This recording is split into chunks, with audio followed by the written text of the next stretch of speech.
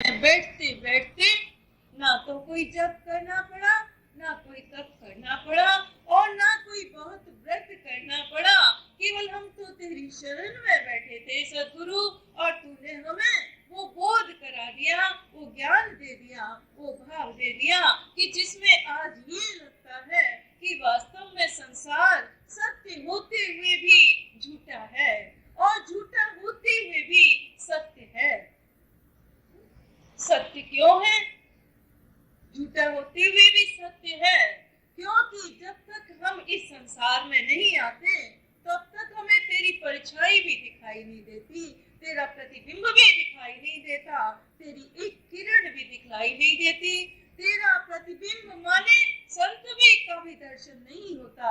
यदि हम इस संसार में नहीं आते तो हम इस संसार में आए तो हमें संत का दर्शन हुआ। के दर्शन से हमने ये जाना कि ये सारा संसार सत्य सा तो प्रतीत होता है लेकिन है तो झूठा।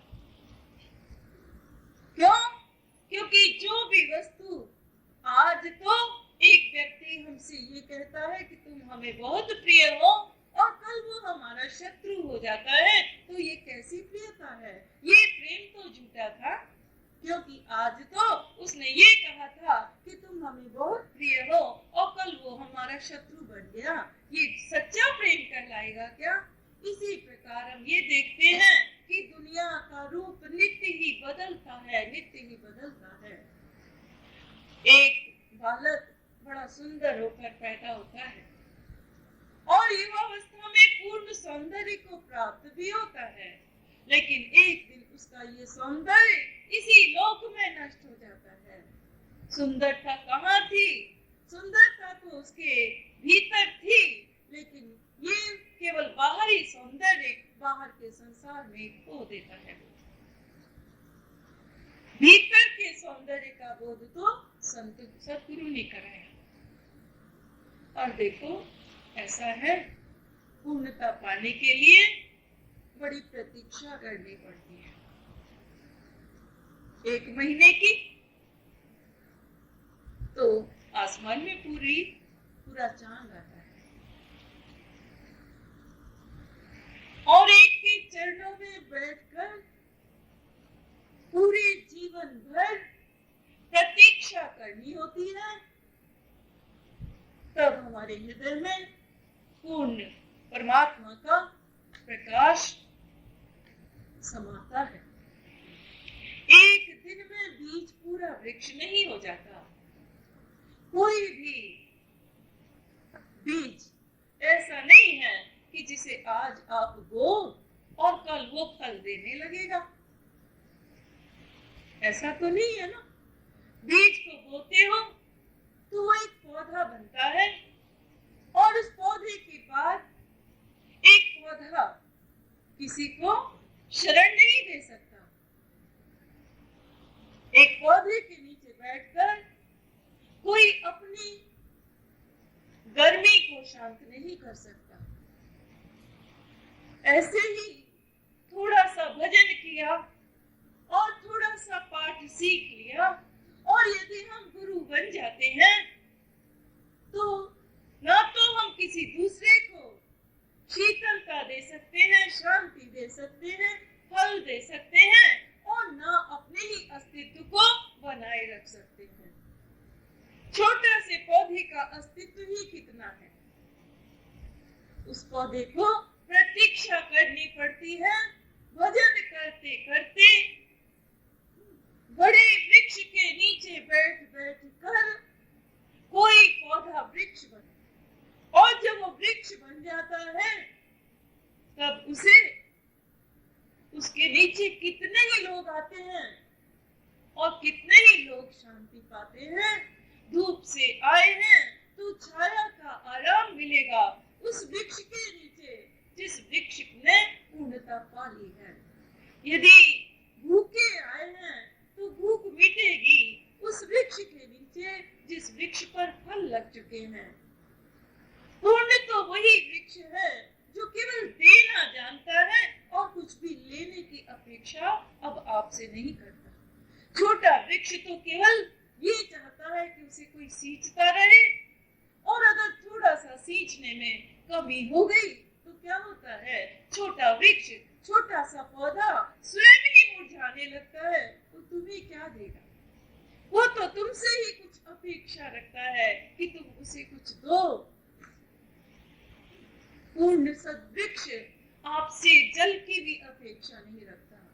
उसके भीतर एक ऐसी शक्ति है कि वो धरती के भीतर से अपना आहार लेता है और आसमान से अपना संपर्क बनाकर रखता है, और जो कोई उसके शरण में आता है उसे वो केवल देता है और केवल देना जानता है। जिसने केवल देना जाना, जिसने केवल प्रदान करना जाना, वही पूर्ण है, क्योंकि परमात्मा पूर्ण है। वो नित्य नई तरह से सृष्टि की रचना करता है। वृक्ष के नीचे आप कितने ही लोग आ जाओ, कितने ही लोग बैठ जाओ, वृक्ष की छाया में कोई कमी नहीं आती। आपको शीतलता भी पूरी मिलती है। वृक्ष फल भी पूरे देता है, रस से भरे हुए देता है, लेकिन उसमें कोई भी कमी नहीं आती। इसी प्रकार से परमात्मा के इस संसार में जितनी वो सृष्टि करता जाता है, जितने लोग रचता जाता है, उसके संसार में कभी कोई किसी भी वस्तु की, किसी भी व्यक्ति की कमी नहीं होती। और पूर्ण संत के शरण में जो आकर बैठता है प्राणी, अब पूर्णता हम किसे कहें? एक कल्पना मान लो कि हमें पूर्ण प्रकाश का दर्शन होगा। आप एक कल्पना कर लो कि पूर्ण परमात्मा का दर्शन होगा। ऐसा नहीं है। पूर्णता आती है कि हृदय से परमात्मा का सुमिरन करता है तो भीतर तरी आती है, और पूर्णता आती है जब बाहर का व्यवहार भी हमारा, जैसा हमारा भीतर है हरा भरा प्रेम में, वैसा ही हमारा व्यवहार भी होता है कि हमारे बाहर भी हम सबको अपना प्रिय मानते हैं, सब हमें प्रिय लगते हैं। पूर्णता तब है जबकि हम किसी से कटु वचन नहीं बोलते, जब हमारा कोई शत्रु नहीं होता। ये तो हो सकता है कि हमें किसी के प्रति उदासीन और किसी के प्रति बहुत कृपालु रहना पड़े। संतों को भी रहना पड़ता है, भगवान को भी रहना पड़ता है, हमें भी रहना पड़ेगा।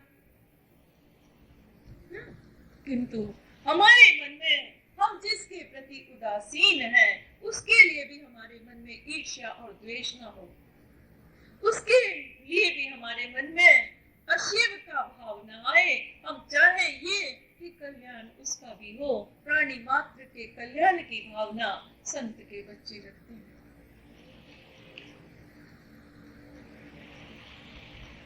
आज के प्रभात में हमने सूर्य का दर्शन किया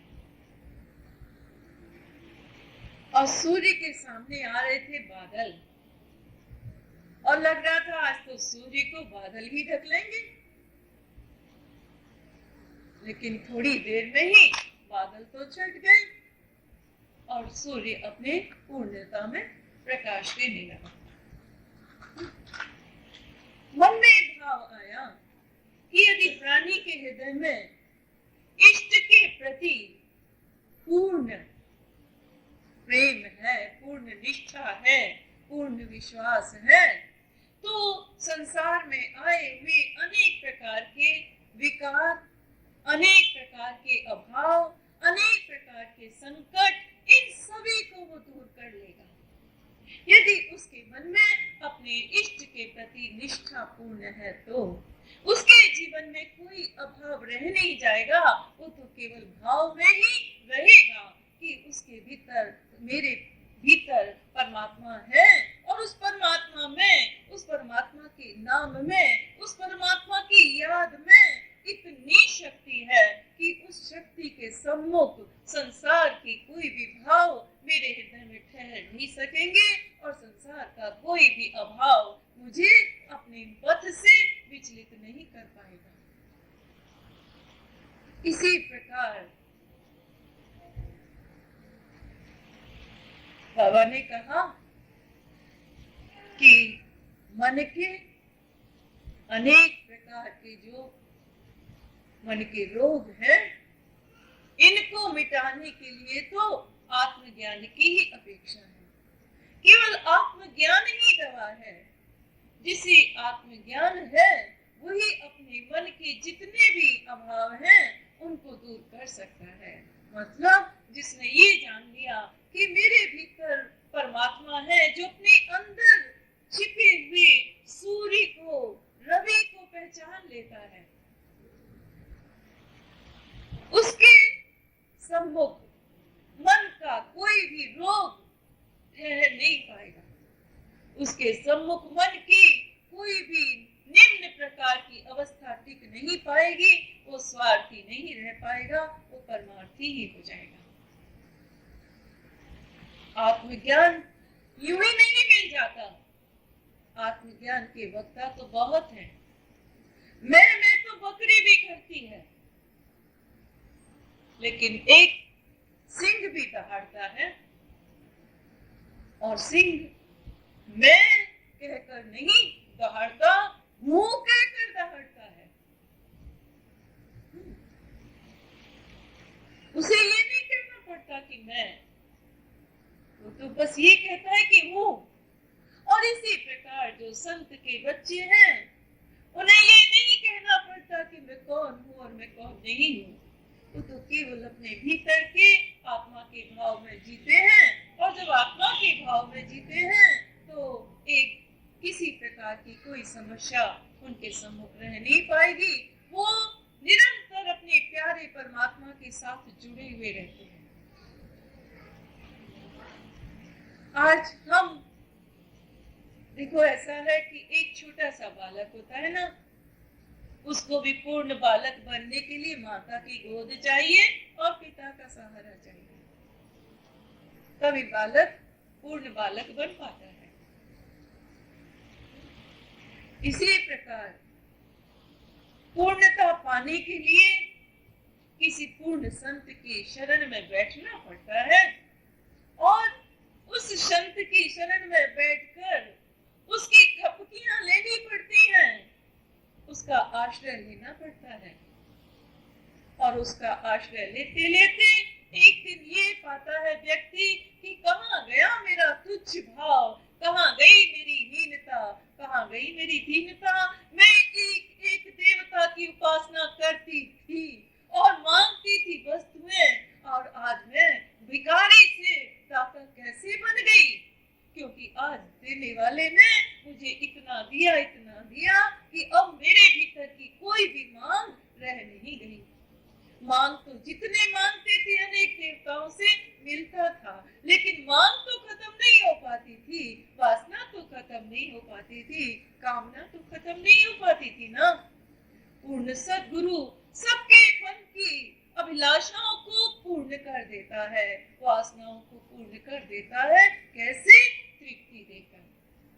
इन संसार की वस्तुओं से हमें तृप्ति मिलेगी नहीं, चाहे कितने युगों से इस संसार में अनेक उपाय किए जा रहे हैं कि प्राणी का मन इन्हीं में रंजित हो जाए, इन्हीं से प्रसन्न हो जाए, इन्हीं से तृप्त हो जाए। लेकिन हमने तो आज तक किसी को देखा नहीं ऐसा कि जो संसार के वस्तुओं को पाकर तृप्त हो गया हो। लेकिन संतों को देखा है कि जिनको वस्तु की अपेक्षा नहीं, व्यक्ति की अपेक्षा नहीं, और फिर भी वो नित्य तृप्त रहते हैं, क्योंकि उनके अंतर में परमात्मा का प्रेम जुड़ा हुआ रहता है। पूर्ण संत की शरण में बैठते बैठते ही पूर्णता का एक दिन सभी को बोध होगा, लेकिन निष्ठा पूर्वक, धैर्य पूर्वक अपने आप में प्रतीक्षा करनी होगी। आज तो हम भयभीत होते हैं छोटी छोटी सी बातों से, छोटी छोटी सी आशंकाओं से, और कल हम निर्भय होकर अपने भीतर से कह सकेंगे कि जानना था जिसे जान लिया, पाना था जिसे पा लिया, अब पाने के लिए हम और किसके द्वार पर जाएंगे। हमारे छोटी छोटी मान्यताएं, तुच्छ विकार जब तक हम पूर्ण संत की शरण में नहीं आते तब तक हमसे छूट नहीं सकती। शंकाएं मन में आएंगी, लेकिन इन शंकाओं में यदि हमने अपनी इन शंकाओं को अपने हृदय में स्थान दे दिया तो हम छोटे के छोटे रह जाएंगे, बौना रह जाएंगे, बौने आसमान छूने की संभावना खत्म हो जाएगी। लेकिन यदि हमने शंका को अपने हृदय में स्थान नहीं दिया, अपनी मान्यताओं को स्थान हमने नहीं दिया, हमने स्थान देंगे यदि संत की वाणी पर, जिसने कि हमसे कहा है और हमें बताया है कि तू ही वो पूर्ण परमात्मा है जो कि इस संसार में जिसे तू ढूंढ रहा है वो तेरे भीतर ही है और वो तू ही है। इस बात पर किसी प्रकार की शंका किए बिना यदि आप इस बात के लिए ही अपने को नित्य तत्पर करते रहोगे तो एक दिन पाओगे कि वास्तव में वो पूर्ण परमात्मा तुम्हारे भीतर विद्यमान है, वो तुम्हारी आंखों में समा जाएगा तो तुम्हें सारी सृष्टि में दिखाई देगा, तुम्हारे कानों में समा जाएगा, तुम हर समय उसी की आवाज सुनोगे और तुम्हारी वाणी में समा जाएगा तो उसकी चर्चा के अतिरिक्त तुम और कोई चर्चा कर नहीं पाओगे। आज एक वाणी है सदगुरु की, रंगीली दुनिया का मन रंग,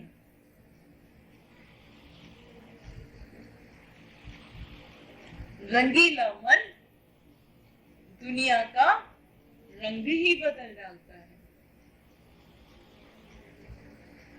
कहते हैं वो, मुझे तो ऐसा लगा कि हम सबको वो आदेश देते हैं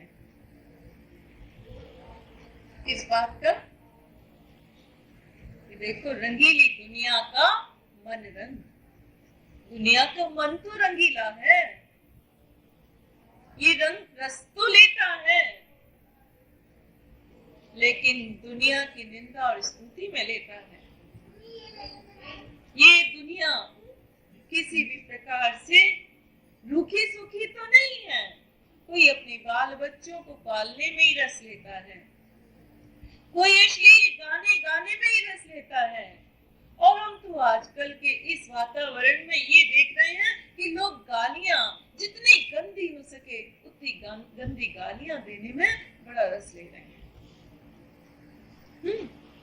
रस तो ले रहे, रंग तो है उनके ऊपर भी, लेकिन आसुरी भावों का रंग चढ़ा हुआ है। ये दुनिया बड़ी रंगीली है, मानते भिन्न भिन्न प्रकार के जीव हैं इस संसार में, लेकिन तुझे मन रंगना है दुनिया का। कैसे? एक रंग से, भक्ति के रंग से। तुझे अपने हाथ में भक्ति के रंग की कूची ले लेनी है, तुझे अपनी वाणी पर प्रभु के प्रेम की के रंग को चढ़ा लेना है और उसी की चर्चा करनी है। कोई तुझे गाली दे तो भी तू कहे कि सदगुरु की जय, और कोई तुझसे प्रेम करे तो उससे भी कहना कि सदगुरु की जय। कोई वस्तु मांगे तो भी उससे तुम यही कहना कि तुम याद करो सदगुरु को, देना होगा तो वो वस्तु भी देगा और नहीं तो तुम्हारे मांग को ही वो पूरी कर देगा। हर प्रकार से हमारे पास रंग है तो केवल एक ही कि सदगुरु के भाव का रंग है। ये भाव का रंग जिसके ऊपर भी चढ़ जाएगा उसका अपना रंग बदल जाएगा और प्रभु का रंग उसके ऊपर चढ़कर उसका भी जीवन अपने आप ही संसार में परिवर्तित हो जाएगा।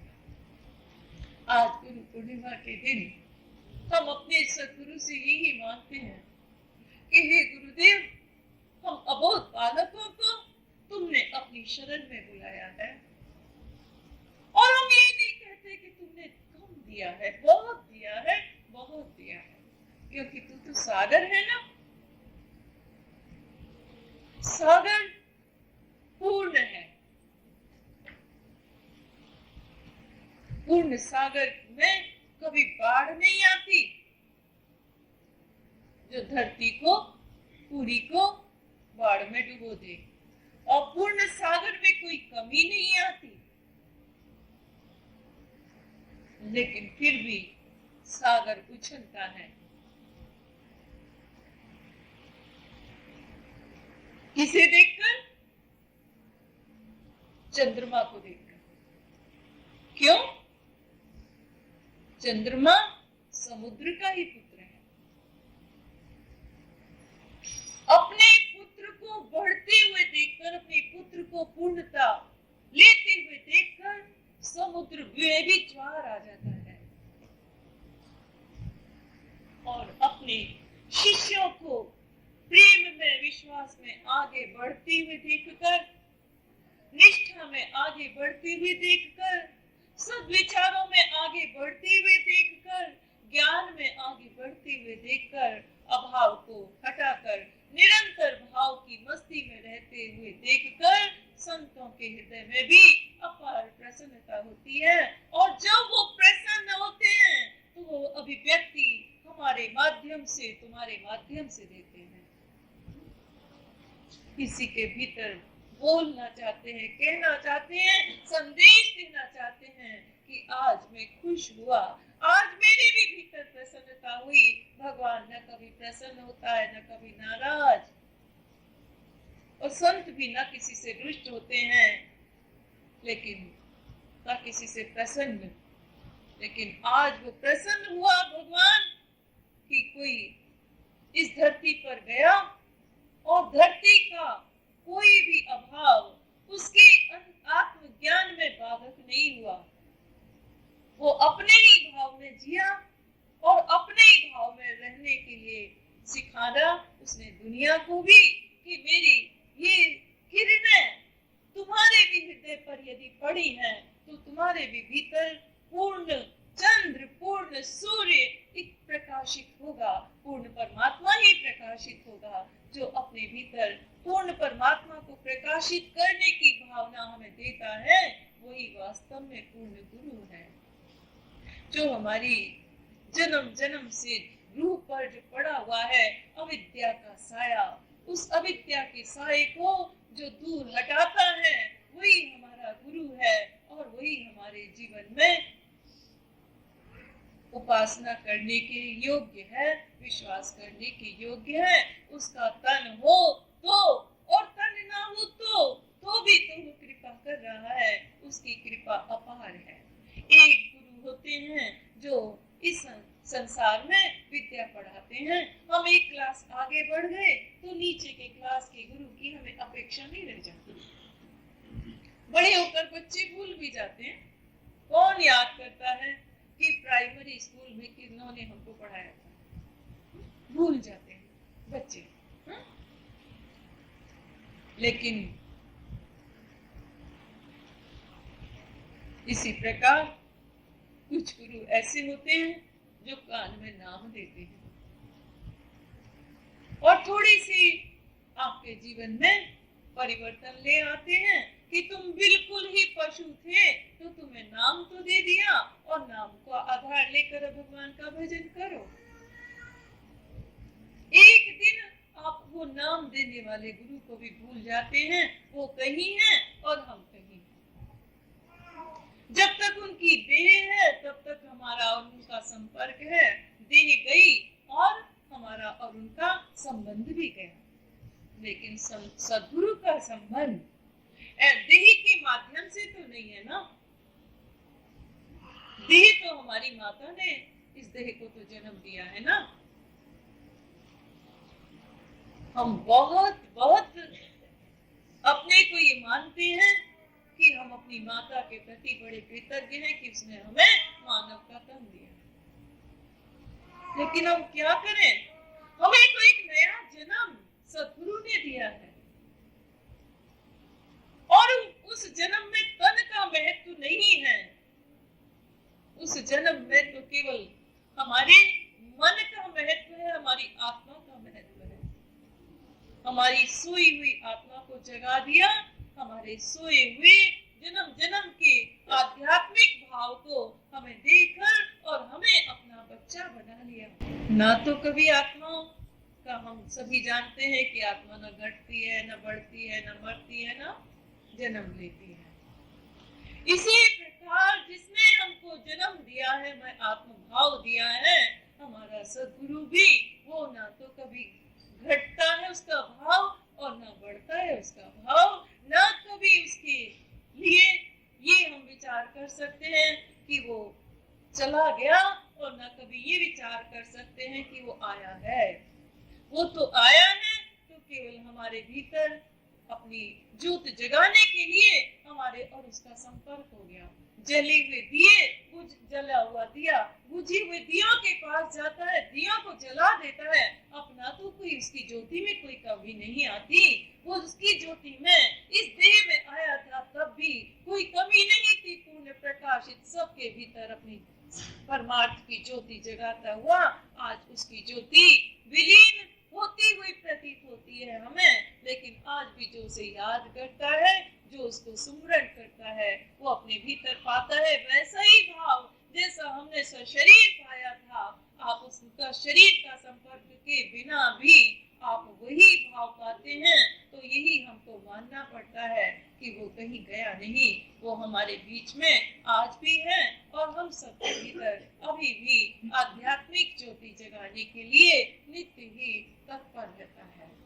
अज्ञात की कृपा अज्ञात से देता है वो आज भी। और हमें तो, मेरा तो अपना अनुभव है सदगुरु के दर्शन से हृदय में जो उल्लास आया, उस उल्लास ने ये मान लिया कि यही वो है जो मुझे मेरे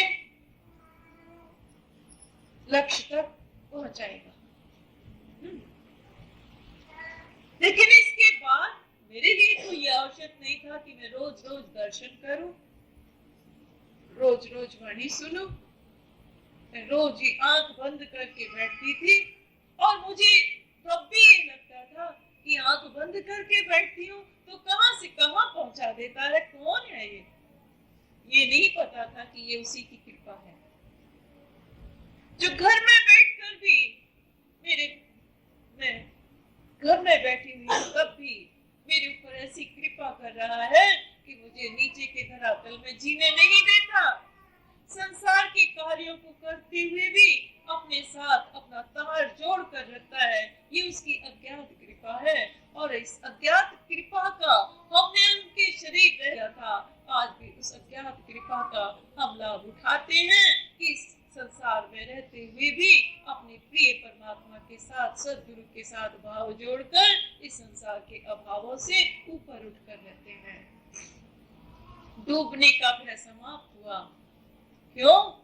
क्योंकि सदगुरु के चरण रूपी जहाज का आश्रय मिल गया, परमात्मा की गोद मिल गई और सदगुरु ने वो मोद दिया, वो आनंद दिया जिस आनंद के लिए कहते हैं कि तू कौन है, तू आनंद स्वरूप है। परमात्मा का एक नाम आनंद स्वरूप है। तू आनंद स्वरूप है। इस आनंद का अपने भीतर बोध कर माता ने, पिता ने सुख दुख में जीने के लिए हमें एक संसार में छोड़ दिया। क्यों? क्योंकि उनके रक्त में सुख और दुख ही तो था। सदगुरु के हृदय में केवल आनंद है, आनंद है और इसलिए वो आनंद की संतान, आनंद घन के हम पुत्र, हम आनंद घन के शरण में बैठे हुए उनके भक्त आनंद का अनुभव करें, भाव का अनुभव करें, तभी हम ये जान पाएंगे कि गुरु हमारे पूर्ण है और पूर्ण है उनके काम। यही कार्य करते हैं वो कि दीनता हीनता हमारी छुड़ाकर, अविद्या हमारी हटाकर, अंधकार से हमें दूर ले जाकर हमें हमारी पूर्णता में पहुंचाते हैं। और तभी ये कहा जाता है कि इस गुरु पूर्णिमा के दिन उनके साथ जिन्होंने अपना संबंध जोड़ा वो प्राणी फिर कभी भी, चंद्रमा का तो ये भी है कि कल से वो फिर घटना शुरू हो जाएगा, लेकिन जिस जीव ने पूर्ण सदगुरु के साथ संबंध जोड़ा उसके हृदय में फिर कभी किसी प्रकार की कमी नहीं आती। वो तो आगे बढ़ने के लिए ही, ऊपर चढ़ने के लिए ही इनके द्वार पर आया है, इनकी गोद में आया है और इसीलिए नित्य ही वो अपनी पूर्णता में अब रहेगा। इस विश्वास के साथ, इसी आशा के साथ आज की ये गुरु पूर्णिमा का उत्सव बड़े हम तो चाहते थे और भी उल्लास से मनाएं, लेकिन हम देखते हैं कि प्रतिवर्ष गुरुदेव करते हैं 2-2, 4-4 लोगों को, 2-2, 4-4 जीवों की वृद्धि करके और हमारे इस भाव के उत्सव में आनंद बढ़ाते हैं। हमारे परिवार में एक भी बालक होता है तो हम प्रसन्न होते हैं,